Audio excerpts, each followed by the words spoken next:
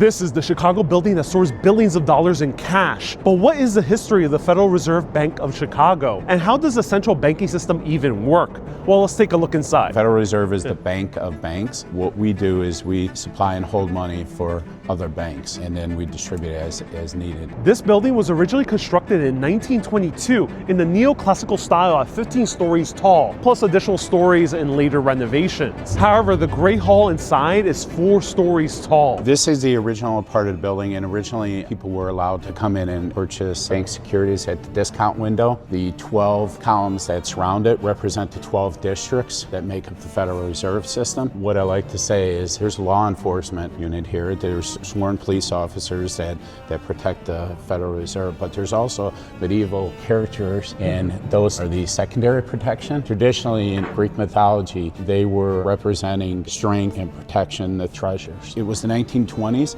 so at times people were worried about whether the money was going to be safe and secure, and this was the access to building that people came into the bank and either took money out or put money in. It was a working bank, and I think the architecture was meant to give people a sense of safety and security. You got to imagine in the roaring 20s, people were coming in. We had a machine gun turret on one end that our guards at the times would sit in and make sure to give people another sense of security. Right now, we're standing in the Money Museum. What's this over here? Is $1 million in ones and singles. If you were to stack all these $1 bills all on top of each other, it would be about as tall as this building and a half. What would be the main reason for visualizing money this way? What we're trying to do here is trying to demystify money. I'm helping make sense of our role here at the Fed in supporting the US economy, the largest economy in the world currently. What we're standing above right now is our money pit. This is lots and lots of coins. Specifically, it's about $50,000 worth of coin. What we have here is a kinetic sculpture.